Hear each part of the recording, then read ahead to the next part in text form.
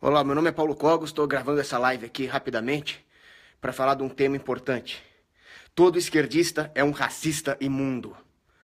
Eu não estou entrando no Facebook, pois eu estou em plena quaresma de São Miguel Arcanjo, e uma das minhas penitências é evitar as redes sociais.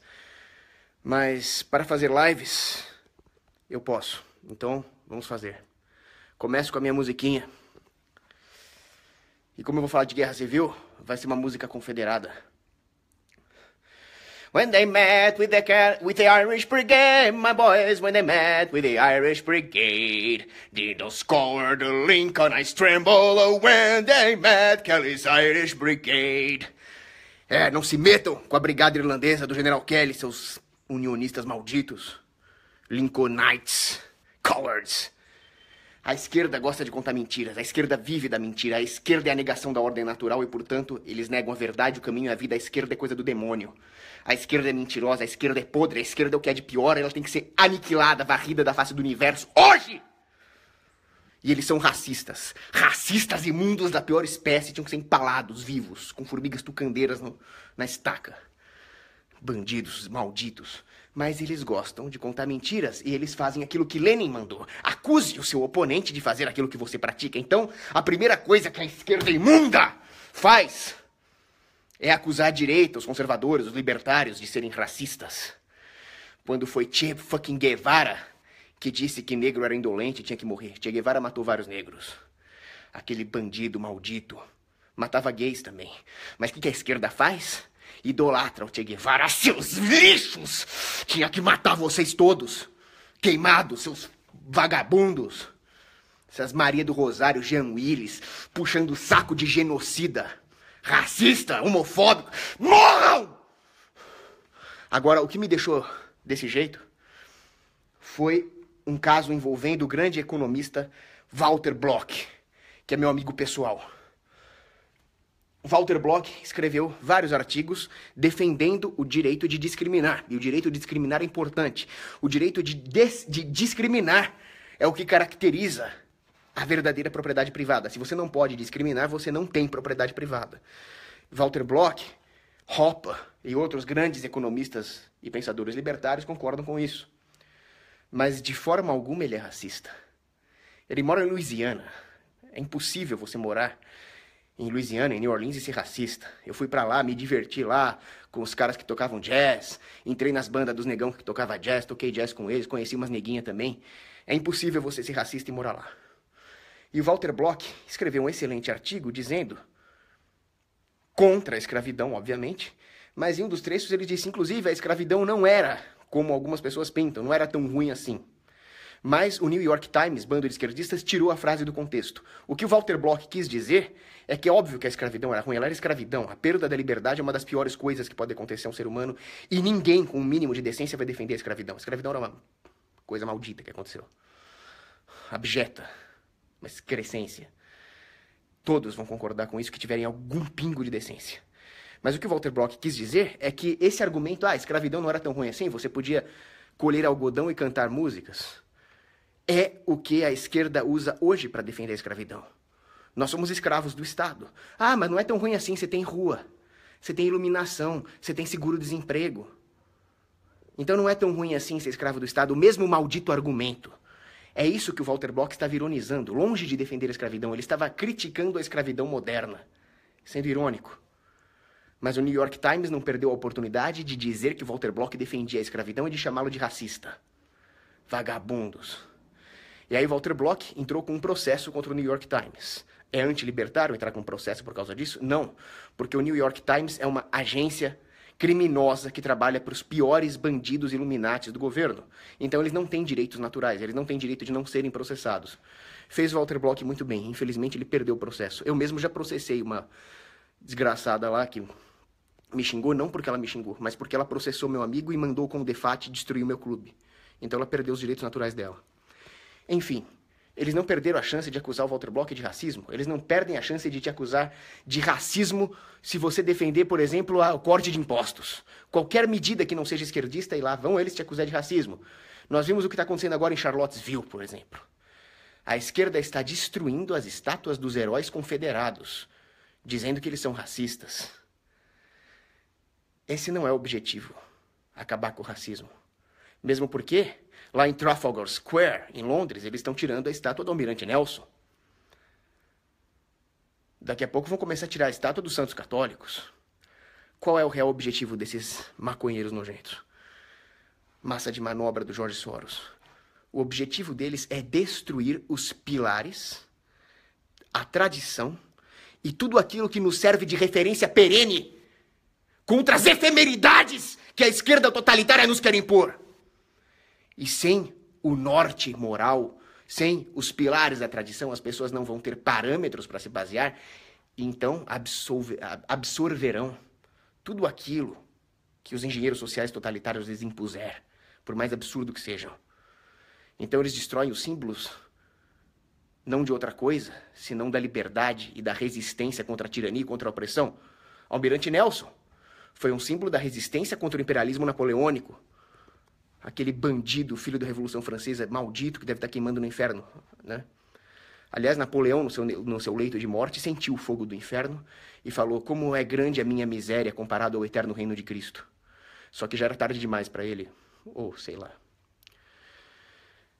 Talvez a misericórdia de Deus seja realmente, por ser infinita, realmente tenha salvo até esse desgraçado aí, né? Mas os confederados também eram símbolos de resistência. Resistência contra o imperialismo de Lincoln. Contra o imperialismo da União. Ah, mas o Lincoln queria abolir a escravidão. Qual é a sua fonte, imbecil? É a apostila da 6ª série da tia Maricota? Para começar, aquilo não é uma guerra civil, né? Ah, guerra civil americana, guerra civil, caramba. Aquilo é uma invasão de um estado contra outro. É a União invadindo uma confederação. Não é uma guerra civil, é uma invasão externa. Os estados confederados se separaram da União. E é pleno direito deles fazer isso. Então o Lincoln invadiu. Por que ele invadiu? Porque ele estava preocupado com os escravinhos? Não. Era uma questão econômica. 85% da riqueza da União vinha do que eles expoliavam o Sul. E eles continuavam fazendo isso da mesma maneira que esses fascistoides da Fiesp sugam o sangue do povo nordestino. Por isso eu sou a favor da separação do Sul, do Sudeste, do Nordeste. Não é porque eu sou racista e odeio o nordestino. É porque a Fiesp não para de sugar o sangue do nordestino. E tá na hora de enfiar a peixeira no rabo deles. E é por isso. O Norte impôs uma tarifa, chamada tarifa Morals, contra o Sul, para espoliá-los mais ainda.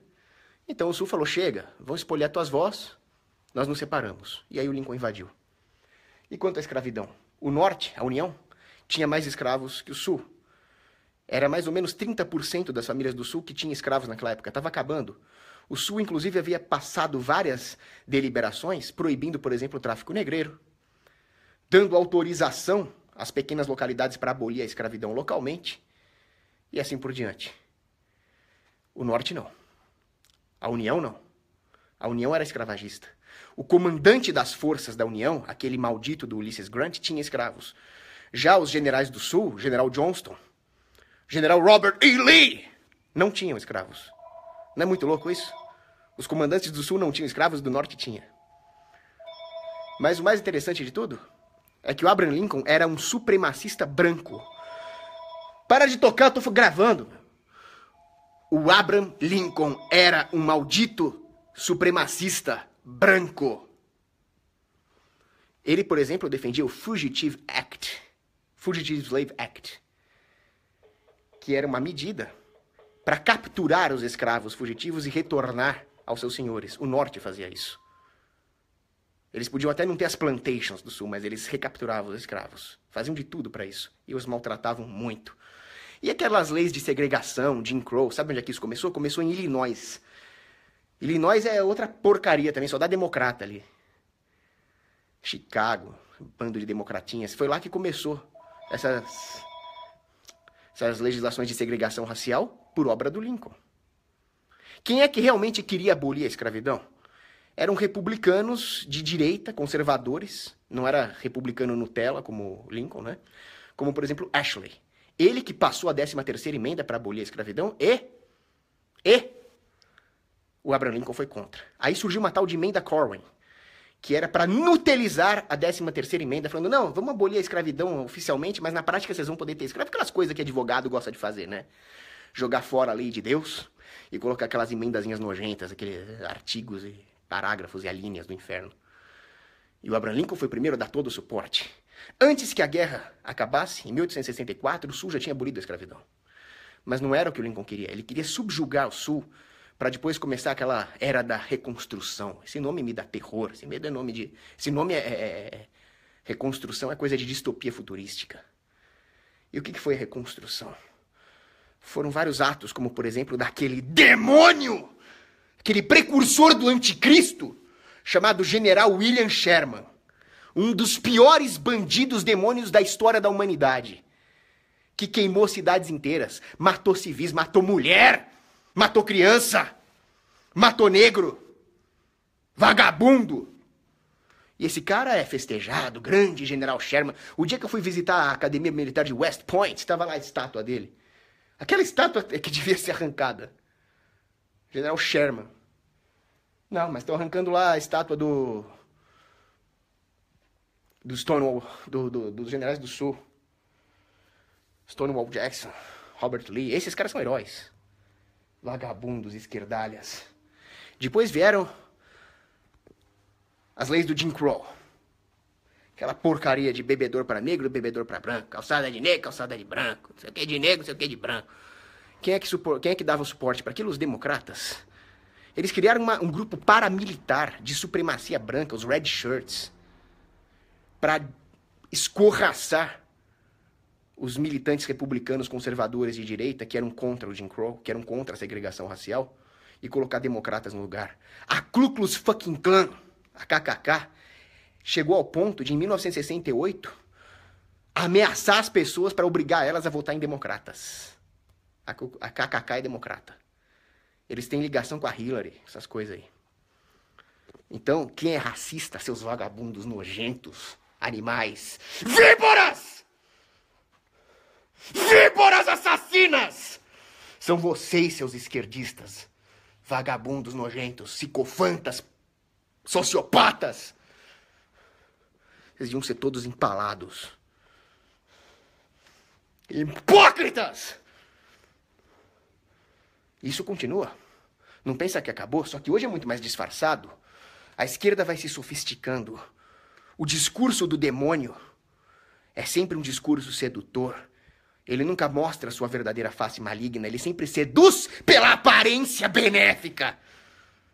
Então, hoje, os democratas não vão falar, vão matar os negros, vão acabar com a vida dos negros. Não, eles não vão falar isso. Eles vão falar que eles estão defendendo os negros. Black Lives Matter. O movimentozinho do George Soros, esse terrorista inimigo da raça humana. Black Lives Matter. O que eles estão querendo é destruir a vida do negro, aproveitando e destruindo a vida do resto da humanidade também. Você sabe qual é a maior arma dos democratas hoje contra os negros? É a legislação trabalhista. Por muitos motivos, inclusive por causa do Jim Crow, muitos negros, muitas famílias negras ficaram sem recursos. Quando os democratas vêm com um discurso de salário mínimo, de ações afirmativas, de cotas, o que eles estão fazendo é segregando os negros do mercado de trabalho, impedindo que eles subam na vida pelos meios mercadológicos. Vocês podem encontrar mais detalhes sobre isso nos vídeos do grande economista Thomas Sowell. O Thomas Sowell é um economista negão que expõe a verdade sobre esse negócio de ações afirmativas. Outro cara muito bom, negão também, Walter Williams. Se vocês forem ver os vídeos e os artigos desses caras, que são brilhantes, você vai ver o horror que é a ação afirmativa. O negro, lá no gueto dele, quando ele resolve estudar, quando ele resolve trabalhar duro, ele sofre bullying na mão dos seus pares, dizendo, não, se você fizer isso, você vai dar argumento para aqueles que querem acabar com as ações afirmativas. E com isso, os negros continuam na dependência do governo. Uma dependência que, na verdade, só serve para torná-los ainda mais dependentes, ainda mais miseráveis. Se houvesse livre mercado de verdade, nada impediria os negros de subirem até onde eles quisessem. Como aconteceu na África do Sul. O apartheid sul-africano, que começou com comunistas querendo criar reserva de mercado. Tem um artigo sobre isso, a verdadeira face de Nelson Mandela, que era um terrorista. Pode procurar. O apartheid chegou lá no seu auge, depois ele foi arrefecendo. À medida que o apartheid ia arrefecendo, não porque o governo era bonzinho, mas porque simplesmente havia uma desobediência civil por parte dos empresários. Os empresários falavam, vá merda com esse apartheid, eu vou contratar o negão porque o negão é bom. O negão vai me dar lucro. E com isso surgiu uma enorme classe média negra. O apartheid estava praticamente falido na África do Sul. Agora, quando entrou aquele terrorista, assassino, maligno do Nelson Mandela e o CNA no poder, aí ele veio com um monte de ações afirmativas e até genocídio contra branco. O que acontece é que hoje tem um monte de negros e um monte de brancos vivendo na miséria na África do Sul, por culpa do Mandela. Sem contar o que ele matou de gente, né? Sem contar o genocídio que o Mandela praticou contra a nação Zulu. Próxima vez que você vir alguém falando que o Mandela é um herói da paz, um herói da igualdade, um herói da justiça racial, você pode mandar uma muqueta na cara do vagabundo que fala isso. Então, salário mínimo, por exemplo, o que é o salário mínimo? O salário mínimo é uma proibição de uma pessoa pouco instruída, pouco produtiva de trabalhar. Então vem um cara e fala, olha, eu quero arranjar um emprego, eu aceito ganhar pouco porque eu vou aprender, eu vou subir no mercado de trabalho. Vem o governo e fala, não, você produz pouco, então você está proibido de ser contratado, você vai ficar desempregado. Isso que é o salário mínimo. A próxima vez que você ver alguém defendendo o salário mínimo, não é muqueta, não. Você pode meter o tiro de Glock. É uma das coisas mais racistas que existem. E a esquerda defende. As ações afirmativas, então, cotas, é o que há de pior. Ela não só exacerba o racismo psicossocialmente. Imagina, por exemplo, o negão que foi lá, estudou, se formou médico, o cara é bom, o cara tem valor, mas qual é o valor dele no mercado? O cara vai olhar e falar, o cara é negão, como é que eu vou saber se o cara não entrou por cotas? O mercado procura a informação mais barata. Sempre será assim. É o princípio da economia de esforços. Informação é caro, o cara vai olhar, vai ver que o cara é negão, vai falar, pô, o cara é cotista. O valor cai. Então, não é por culpa do negão. Isso é uma regra do mercado. Por melhor que o negão seja. Então, o que é o sistema de cotas? É impor a desvalorização do negro no mercado de trabalho. Seus racistas malditos, se eu virar ditador, vocês estão muito ferrados comigo, cara. Vocês vão desejar nunca ter nascido se eu for ditador, seus esquerdistas nojentos.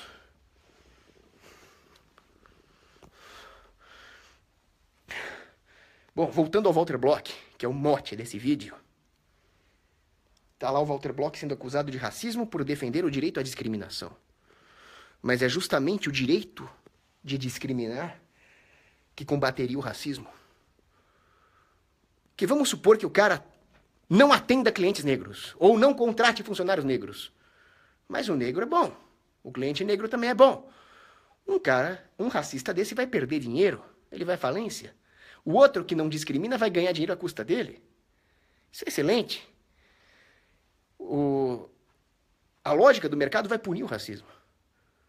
Por outro lado, todos nós estaremos mais seguros com o direito de discriminar, porque algumas coisas realmente devem ser discriminadas. Por exemplo, eu vou falar em inglês aqui agora, porque eu tenho medo, tá? Would you hire a Islamist to work in your restaurant? Dude, he could poison the infidels' food. What the fuck? I would never hire this kind of people. Never. So, they should have the right to discriminate those freaking goat fuckers. O preço dos seguros traduziria isso. Um lugar que admite gente que segue um livro que manda matar os infiéis estaria muito inseguro, como nós estamos comprovando na Europa. Um lugar que discrimina esses desgraçados teria preços de seguro muito mais convidativos. E assim o mercado também se ajustaria. Na Suíça, por exemplo, teve uma cidade que falou, aqui não entra não. Mas infelizmente aquele vilarejozinho é escravo de uma gangue armada chamada governo suíço. O governo suíço obrigou-os a aceitar ou pagar $1 milhão. Eles preferiram pagar $1 milhão. Porque o dano que esses caras causam é muito pior do que perder $1 milhão. So, you should have the right to discriminate the Islamists. You should have the right to say to them, back off, you big-born rapists! or I will start a new crusade right fucking now. Nós temos que ter esse direito. Se nós pudermos fazer isso, nós não teremos nenhum problema em ter uma enorme interação com pessoas civilizadas, sejam elas de que etnia forem. Mas eu lembro a vocês que Islã não é uma etnia, não é uma raça, não é uma cor. É uma seita político-jurídica que prega a morte de apóstatas e infiéis. Nós temos que ter isso em mente. A esquerda não está preocupada com minoria nenhuma. A esquerda tem um único objetivo de preparar o terreno para a vinda do anticristo e destruir o plano de Deus. Esse é o objetivo da esquerda. Então eles vão colocar terroristas para dentro das suas casas e colocar suas filhas à mercê desses estupradores. Eles vão prejudicar o negro no mercado de trabalho. Ou eles matam os negros, ou eles escravizam os negros, ou eles criam políticas que vitimizam o negro, tirando o valor deles no mercado de trabalho, ou fazendo eles ficarem desempregados. É isso que os malditos esquerdistas fazem. Qual é a solução? Toda a solução vai passar pela desobediência civil? Vou lembrar, então, da Rosa Parks. Vocês conhecem a história da Rosa Parks, né? Em plena época de Jim Crow, ela entrou no ônibus lá e sentou no banco, que era dos brancos. Aí chegou o guardinha lá, o comedor de donuts, falou, levanta essa bunda daí e vai sentar na cadeira dos negros. Ela falou, não, eu não vou. Ah, eu tô mandando aqui pra você. É isso que nós temos que fazer. O Estado não manda nada. O Estado é um bandido. Esse é o primeiro passo. Segundo passo. Os negros não precisam de vocês, seus políticos nojentos, seus políticos parasitas, seus políticos imprestáveis e indignos. O negro pode muito bem estudar e trabalhar e ser tão bem sucedido quanto qualquer um. Então, não engulam a ideia de que o negro é inferior a ponto de precisar de politiquinhas afirmativas de políticos. A pior raça que existe. O general Patton dizia, the lowest form of life on earth is politicians. And the lowest form of politicians is liberal democrats. Não engulam isso. Vamos nos unir contra o verdadeiro inimigo que é o Estado. Eles querem criar essa ideia de que existe uma guerra entre negros e brancos, entre pobres e ricos, entre homem e mulher, entre homossexuais e heterossexuais. Não. A guerra é do homem contra os tiranos, os políticos, os banqueiros fascistas, os Illuminati e a sua horda de manobra. Que são os esquerdistas, o Antifa. Antifa, não tem nada mais fascista do que um Antifa. E o outro bicho lá que eu já citei, aqueles que gostam de gritar Allahu Akbar. É isso. Então, deixa eu ver se tem alguma pergunta muito relevante que eu vou terminar a live. Eu não quero me estender, porque senão o vídeo fica enfadonho.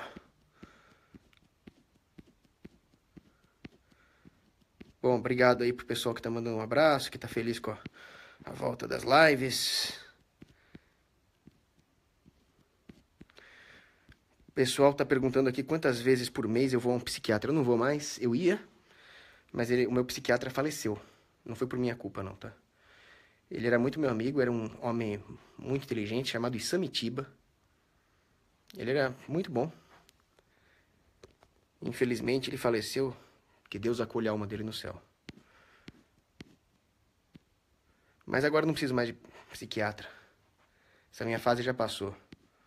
Agora eu tenho uma arma muito mais poderosa do que a psiquiatria.